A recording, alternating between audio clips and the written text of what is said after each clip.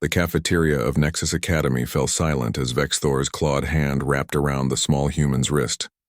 Zara Chen had been minding her own business, carrying her tray of synthesized proteins toward an empty table in the corner, where she usually sat alone. Being one of only 3 humans at the prestigious Intergalactic Academy came with its challenges, and she had learned early that keeping a low profile was the safest strategy. But Vexthor had other plans.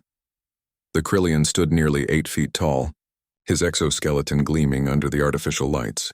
His species was known throughout the galaxy for their strength, their warrior culture, and their disdain for lesser species. For 3 cycles now he had made Zara's life miserable, tripping her in hallways, destroying her assignments, mocking her species' fragility at every opportunity. Today, he had decided to escalate. "Where do you think you're going, Softskin?" Vexthor's mandibles clicked with amusement as his grip tightened. The pain shot up Zara's arm, but she kept her face neutral. Around them, dozens of alien students watched, some with concern, most with morbid curiosity. "Let go, Vexthor," Zara said quietly, her voice steady despite the fear creeping up her spine. The Krillian laughed, a harsh chittering sound that echoed off the metal walls. "Or what, you'll bleed on me? Your kind shouldn't even be here. Humans are weak, pathetic creatures who got lucky with their little ships and their primitive technology." He yanked her closer, and Zara's tray clattered to the floor. The other students began backing away, creating a circle around them. No one would intervene. That was the unspoken rule. Disputes were to be settled between the individuals involved. "I'm warning you," Zara said, her dark eyes meeting his compound ones. "You have 10 seconds to let me go." Vexthor's laughter intensified. He had studied human physiology in xenobiology class. Their bones were fragile, their muscles weak by galactic standards, their skin laughably unprotected. What could this tiny creature possibly do to him? 10 seconds? He tightened his grip further, feeling the delicate bones in her wrist beginning to compress. "I'd like to see what you think you can."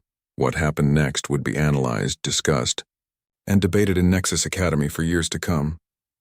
Zara's free hand moved with startling speed, striking upward at a specific angle toward Vexthor's primary joint cluster. The Krillian had exactly 0.3 seconds to register confusion before her strike connected. His exoskeleton, evolved to withstand frontal assaults, offered virtually no protection from the lateral force applied at the junction point. The crack echoed through the cafeteria. Vexthor's grip went slack as his arm hung at an unnatural angle. But Zara wasn't finished. Using his moment of shock, she pivoted on her heel, dropped her center of gravity, something her low density bone structure actually facilitated, and executed a perfect judo throw that utilized Vexthor's own considerable mass against him. The giant Krillian crashed onto the metal floor with a sound like a shuttle collision. 3 seconds had elapsed before Vexthor could process what had happened.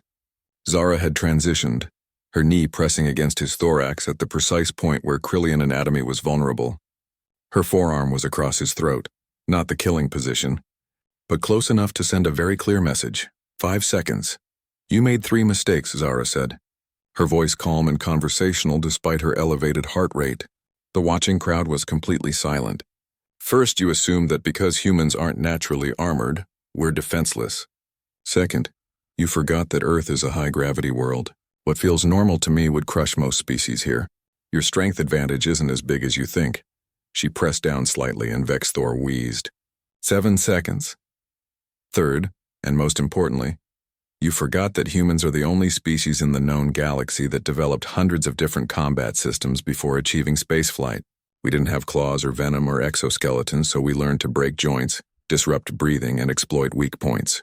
We became very, very good at it." 9 seconds. Zara released him and stood, brushing off her uniform. Vexthor remained on the ground, clutching his damaged arm, his compound eyes wide with something he'd never experienced before: fear of prey. 10 seconds, Zara announced to the room. She picked up her tray, collected the items that had fallen, and walked calmly to her corner table. 10 seconds exactly. Probably closer to 8 if she was being honest with herself. The cafeteria remained frozen for another moment before erupting in a cacophony of chirps, clicks, and vocalizations. Some students rushed to help Vexthor. Others pulled out their communication devices, no doubt spreading the story across the Academy network at quantum speeds. At the far end of the cafeteria, Professor Cathar, a Zenith instructor who had been observing the whole incident, made a note on his datapad. The administration would need to address this, of course, but he found himself feeling a distinct sense of satisfaction. The galaxy's species had much to learn about humanity, and perhaps this lesson was overdue. Zara ate her meal in peace, though she noticed that the tables around her corner were significantly more crowded than usual. Students who had never acknowledged her before now nodded respectfully as they passed. A few even attempted what they clearly thought were human smiles, with varying degrees of success. When the medical team finally arrived to transport Vexthor to the infirmary, he wouldn't meet Zara's eyes. The warrior species had learned what humanity had always known. Size and strength mattered, but technique, timing, and the willingness to act decisively mattered more. The next day, Zara found her corner table reserved with a small holographic sign. It read in multiple galactic languages, "Reserved for Chen." She smiled and sat down. Maybe Nexus Academy wouldn't be so bad after all. Word spread quickly through the galaxy's educational networks. Human students were small, yes. Fragile-looking, certainly. But they carried with them the legacy of a world that had made them fight for every advantage. And that, the galaxy was learning, made all the difference. End.